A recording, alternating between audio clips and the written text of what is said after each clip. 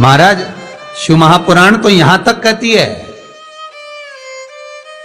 कि आपका कोई काम अटक रहा है, कोई काम नहीं हो रहा, बहुत परेशान हो गए, बहुत थक गए उस काम के लिए, सबके हाथ भी जोड़ लिए, सबके पास होकर आ गए, पर वो काम बढ़ ही नहीं रहा, तो निवेदन करते हैं घी के दिए में काली तिल डालकर सोमवार के दिन शंकर जी के मंदिर के सामने तुमरुका जी का नाम लेकर दिया लगाकर, जिस काम को तुमने दुनिया के आगे कहकर देख लिया, कर देख लिया, नहीं हुआ, उस कार्य को एक बार दिया लगाकर निवेदन कर फिर जाकर देखना, काम आगे बढ़कर ही रहेगा, छूटेगा नहीं, अग्रणी।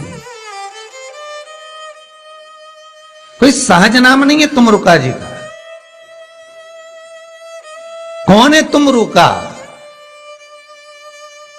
जिसका व्याख्यान शिव महापुराण में बारंबार आता है, जिसकी भक्ति की श्रेष्ठता देवऋषि नारद से भी प्रबल मानी गई है। देवऋषि नारद को तो कई बार अभिमान आ गया, एक बार भगवान विष्णु के सामने जाकर कहते हैं कि मेरे बराबर नाम नहीं लेता कोई तुम्हारा। भगवान शंकर के सामने जाकर कहते हैं कि कामदेव को मैंने जीत लिया। ब्रह्मा जी के पास जाकर कहते हैं कि सृष्टि का निराकरण करना आपका काम है, पर मैं सारी सृष्टि का भ्रमण कर लेता हूं एक क्षण में। जो देवऋषि नारद इंद्र के सामने जाकर कहते हैं कि तुम्हें सत्ता का आधिपत्य जताना नहीं आता, आधिपत्य कैसे कहते हैं वो जानते नहीं हो आप। वो देवऋषि नारद जिनके भीतर भजन का बल, तप साधना का अहंकार इतना ज्यादा हो गया था कि देवताओं को भी कई बार देवऋषि नारद को नीचा दिखाने के लिए बंदर का मुख लगाना पड़ा था, अहंकार को छोड़ने के। पर उसमें भी प्रबल तुमरुका जी जो शिव महापुराण की कथा कर रहे हैं, उसमें भी प्रबल, जिनका नाम मात्र, पहले भी कहा, जिस नारी का गर्भ ना ठहरे, रजस्वला धर्म का 7वां दिन, जब नारी 6 दिन तक काम ना करे, 7वां दिन रजस्वला धर्म का, सफेद आंकड़े की जड़ को बुलवाकर उसको शंकर भगवान के शिवलिंग पे से तुमरुका जी का नाम लेकर 21 बार घुमाकर कमर में लाल धागे में बांध ले, 3, 4, 5 महीने में ज्यादा से ज्यादा गर्भ ठहर जाए, पक्का।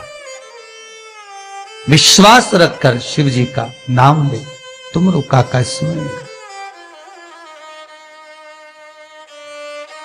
ज्यादा कुछ नहीं बने तो शंकर के मंदिर में जाकर घी के दिए जला, 5 दिए लगा, और ज्यादा कमी पड़ रही हो धन की, संपदा की, सत्ता की, कोई प्रॉपर्टी, कोई दुकान, कोई धंधा पानी नहीं चल रहा, बहुत कष्ट में हो, बहुत तकलीफ में हो, तो महाराज 108 चावल के दानों को केसर में भिगोकर, केसर के पानी में केसरिया कर पकाना नहीं है, पकाना नहीं, उसको कच्चा चावल केसर में भिगोकर 108 दाने शंकर को मध्य रात्रि में, शिवरात्रि के दिन सूर्यास्त के बाद, रात के 12 बजे से पहले कभी भी शंकर को चढ़ा दो, समर्पित कर दो। सब्सक्राइब करें हमारा channel Vastu fact, bell icon दबाएं ताकि आप अपडेटेड रहें। और वही अक्षत के दाने उठाकर वापिस रख लेना ब्रह्म मुहूर्त में सुबह 4 बजे, बस फिर बाबा पे सौंप देना। जितनी शिवरात्रि आती जाएंगी उतना धन बढ़ता चले जाएगा, बाबा पर संपूर्ण जी। इतने उपाय हैं और सारे उपाय यहीं से बताए जाएंगे, नीचे से कुछ नहीं।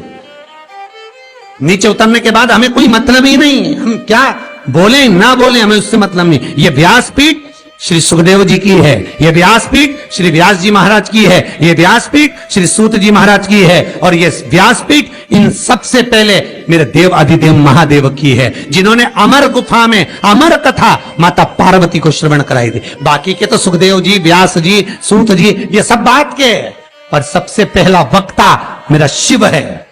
तो ये शंकर की गादी पे से जो निकल गया, शंकर की गादी पे से जो बोल दिया, बस उसका अनुभव आप करो। और कर कर जरूर देखना, उसका अनुभव कर कर।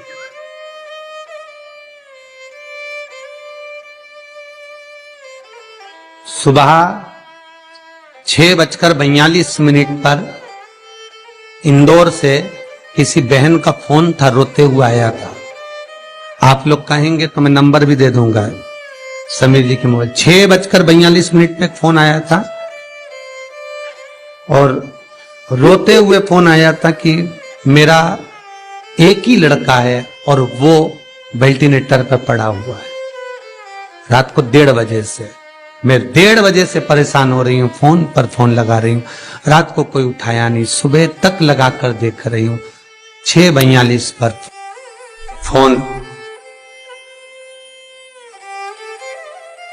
प्रयास रहता है सब उठाते हैं, रात को सब सो गए, सुबह लेट नींद खुली, हम ही हाथ में फोन आ गया और हमने उठा लिया। हमने कहा बहन क्या बात है, बच्चा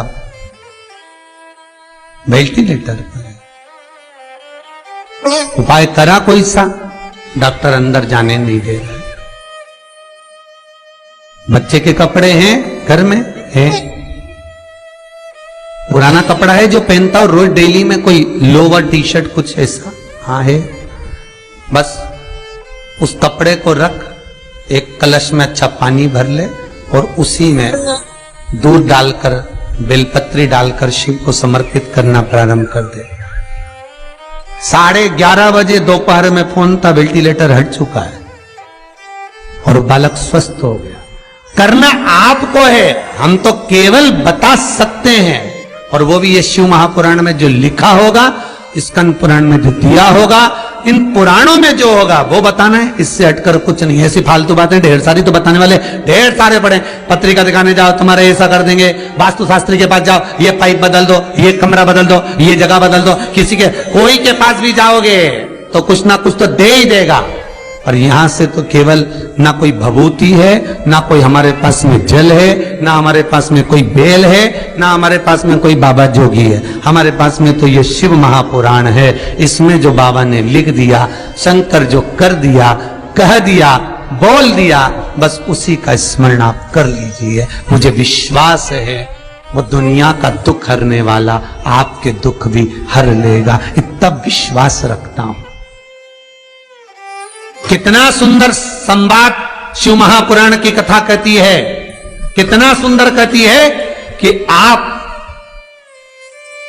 किसी मंदिर में, शिवरात्रि हो, सावन का महीना हो, शंकर जी के मंदिर में अगर अर्चना चल रही है, उपासना चल रही है, पूजन चल रही है, अगर मालूम पड़े शिव के मंदिर में आज त्योहार वाला दिन है, सावन का दिन है, शिवरात्रि का दिन है, भगवान के तो सभी भगत आएंगे, हजारों लोग आएंगे। भाई सास अगर बीमार है तो मिलने तो बहन बेटी भी आएगी, कोई भी आएगा, भले तुम्हारा लड़ाई हो चाहे झगड़ा हो, आएंगे तो सब ना। नहीं आएंगे तो लोग कह देंगे बताओ अम्मा बीमार पड़ी रही और जीजी एक दिन देखने नहीं आई, बोलेंगे कि नहीं बोलेंगे? सावन का सोमवार, शिवरात्रि का दिन अगर कोई शंकर के मंदिर नहीं जाएगा तो लोग क्या कहेंगे? बताओ आज शिवरात्रि के दिन घर में पड़ी हुई है, भगवान के मंदिर नहीं गई, कितना बुरा लगेगा। घर में सास बीमार पड़ी रहे और नंदों से कितनी भी लड़ाई हो, भाभियों से कितनी भी लड़ाई हो, देवरानी जेठानी से कितनी भी लड़ाई हो, अगर एक नहीं आए ना, अभी देवरानी देखने नहीं आए तो जेठानी आग लगाने में पीछे नहीं हटेगी। देख लो सास ने पूरा। नमस्कार दोस्तों, श्री शिवाय नमस्तुभ्यम। अगर आपको ये वीडियो अच्छी लगी हो तो कृपया इसे लाइक करें एवं अपने परिवार गणों के साथ इस वीडियो को शेयर करें एवं प्रदीप जी मिश्रा के द्वारा बताए गए सभी उपायों को ज़्यादा से ज़्यादा जनसंख्या तक पहुंचाने में हमारी मदद करें। श्री शिवाय नमस्तुभ्यम। जय महाकाल। धन्यवाद।